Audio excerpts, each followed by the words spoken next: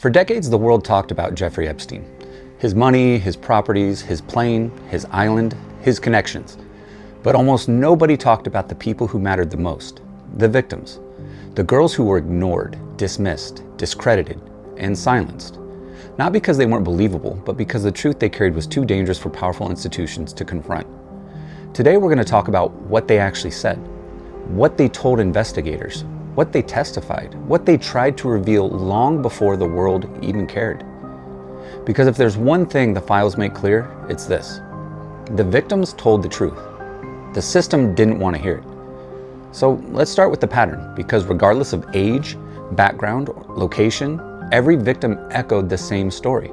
It began with a promise, a modeling opportunity, a job, a chance at education, money to help their families, something that made them feel chosen instead of targeted.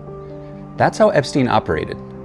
He didn't just exploit vulnerability, he manufactured it through gifts, through praise, through adults, sometimes women who acted as recruiters, convincing these girls they were safe, valued, or special. But the moment they crossed the threshold into Epstein's orbit, they entered a world built on manipulation. Victims described feeling trapped before anything even happened to them. The wealth was overwhelming. The environment was controlled. The adults surrounding Epstein behaved like everything was normal. That's how grooming works. Isolation isn't always a locked room. Sometimes it's a culture where everyone acts like the unacceptable is acceptable. What stands out most reading victim testimony isn't the sensational details, it's the consistency. Different girls in different states at different times with no contact with each other, all describing the same tactics, same routines, same psychological pressure. They were told to keep quiet, told nobody would believe them, told their families would suffer if they spoke up, told that Epstein had friends in high places, people who could make their problems disappear. And for a long time, that was true. When victims reported Epstein, they weren't met with justice. They were met with indifference. Police minimized their claims. Prosecutors questioned their credibility. Agencies passed the case back and forth. Judges sealed their testimonies. Reporters brushed them off. Not because the victims lacked evidence, but because the accusations threatened powerful people. One of the most heartbreaking details in their statements is how many of them believed the system would protect them. They went to law enforcement trusting the process, and the process chose silence. Epstein's defense team worked aggressively to discredit the victims, claiming they were unreliable, mistaken, or financially motivated. But here's the truth. Victims didn't gain anything by speaking.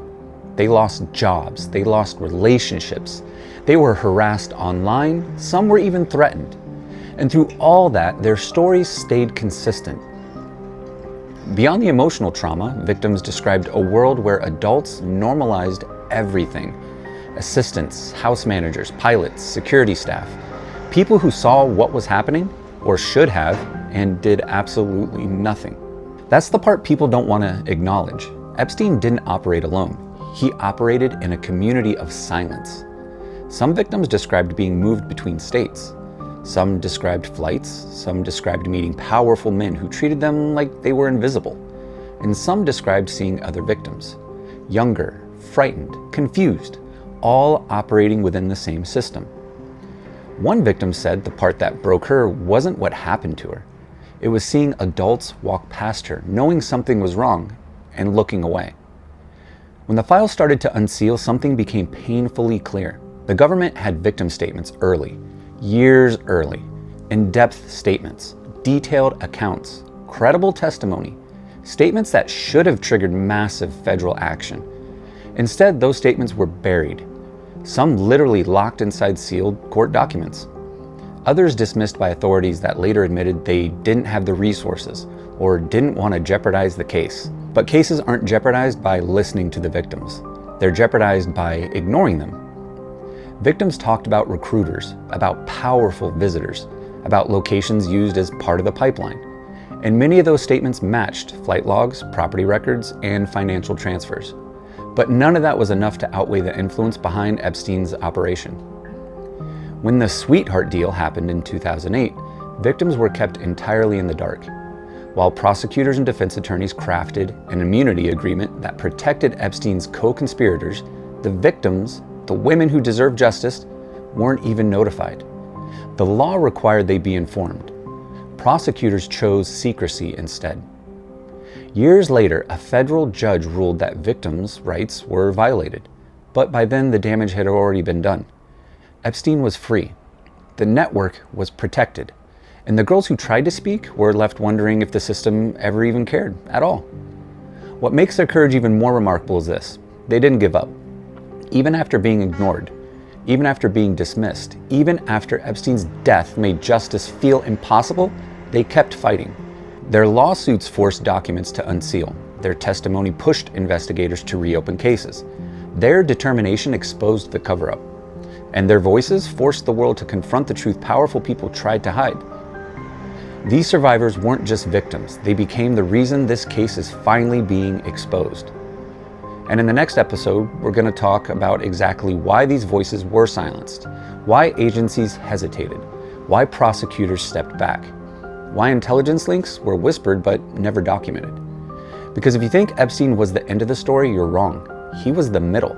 The cover-up came before him, and the network continued after him. If you want episode 6, hit like, comment truth down below, and subscribe, because next, we're going into the intelligence connections, the rumors, the leaks, and the part of this case that might explain everything else.